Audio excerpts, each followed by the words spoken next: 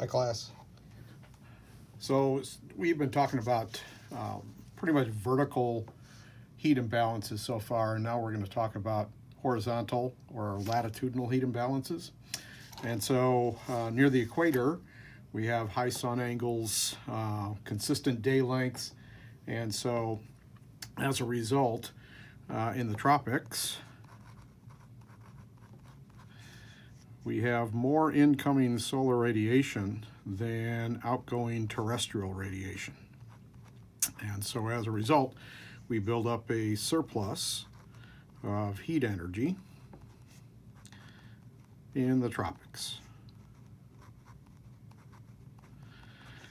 Near the poles, we have just the opposite. We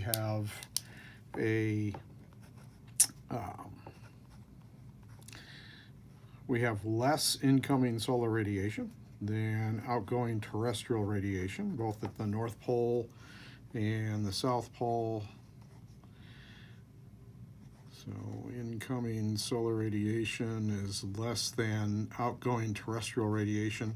And so as a result, at both poles, we have a deficit of heat energy at the poles.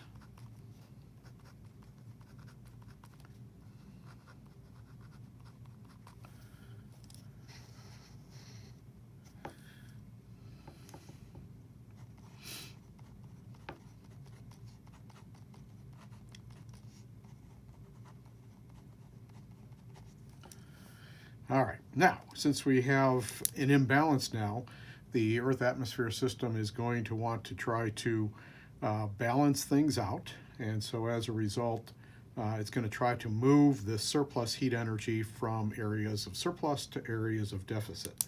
If you remember, right before the semester break, there is a location where you're going to have a balance between these two, and that was about 32 degrees north and 32 degrees south latitude.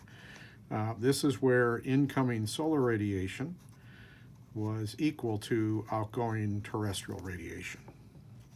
Incoming solar radiation equal to outgoing terrestrial. So you get outside of 32 degrees north and south, we get poleward of 32 degrees north and south. The incoming solar radiation is less than outgoing terrestrial radiation, whereas within, or equatorward of 32 degrees north and south, incoming solar radiation is greater than outgoing terrestrial. So we built up the surplus in the tropics, deficit in the poles, and now as a result, we've got to move this surplus energy from the tropics to the poles. Now, we talked about right before break of transferring surplus heat energy from the surface into the atmosphere. And so that was in the vertical.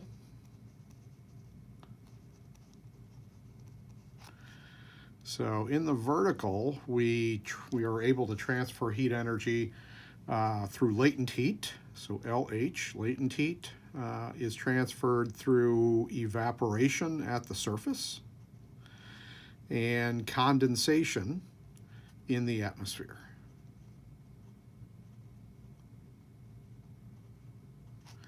Okay. And likewise, sensible heat is transferred from the surface into the atmosphere through conduction and convection. So hopefully that rings a bell. And I'm writing sideways here, so my penmanship is not getting any better. All right, so now that's in the vertical. Now we're talking about the horizontal transfer of heat energy, though.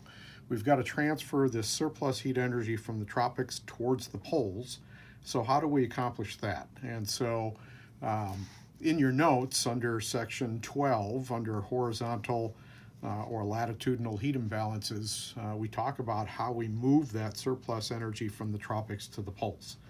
Okay? And so one way that we can do that is we will shift that energy from the tropics towards the poles. Okay? And so here we got horizontal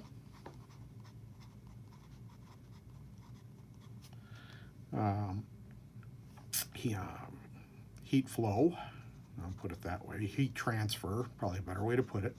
Horizontal heat transfer from the tropics to the poles on both sides here.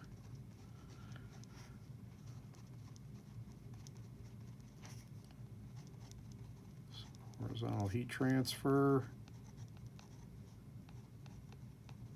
All right, and we do that through two ways. Well, three ways actually, but two that are most germane to our discussion right now. One is through sensible heat. Okay, and so we'll talk about, let's see, you know how I like my colors. So sensible heat is being transferred from the tropics towards the poles through what's called air mass exchange.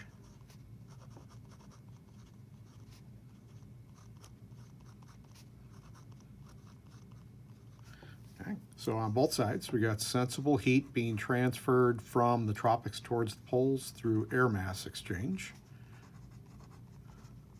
I'll abbreviate here. Okay, and how that is accomplished is through high pressure. Okay, so high pressures, those big old blue H's that we see on a weather map.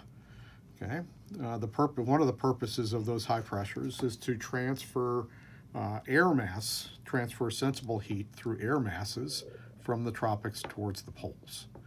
Okay, so this is one of the purposes of a high pressure is to transfer excess or surplus heat energy from the tropics to the poles. Okay, via high pressures. Okay, and that's how. So, kind of the key words here: sensible heat is transferred horizontally by air masses. Okay, we can also transfer latent heat. So latent heat is transferred from areas of surplus, the tropics, towards area of the poles via storm systems. So storms help to transfer that surplus energy from the tropics toward the poles in the form of latent heat. Okay, so latent heat is transferred horizontally from the tropics toward the poles via storms, and those storms would be low pressures.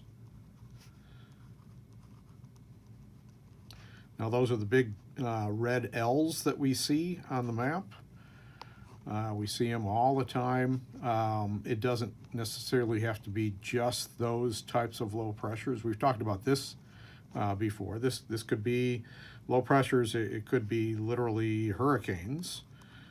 Okay, it doesn't have to be hurricanes. Hurricanes is one example, but your ordinary low pressure will also transfer heat energy from the tropics to the poles. Okay, and there is one more way that we can transfer, and we talked about this one back earlier in chapter 4. Okay, down here at the surface, some of that surplus heat energy is going to be transferred through ocean currents. So ocean currents will transfer, if you remember, about 25% of surplus energy from the tropics towards the poles. And air currents in the form of air masses and storms will transfer about 75% of that surplus heat energy from the tropics to the poles. All right, now that here's an explanation of the transfer of heat energy from the tropics to the poles in the horizontal. Okay, so that goes along with our discussion of transferring surplus heat energy from the surface into the atmosphere where there's a deficit of heat energy through latent heat, evaporation and condensation, and sensible heat, conduction and convection. Okay, so that's it for this section. I'll be putting up more videos like this related to the notes that I've sent out already. All right, we'll talk to you later.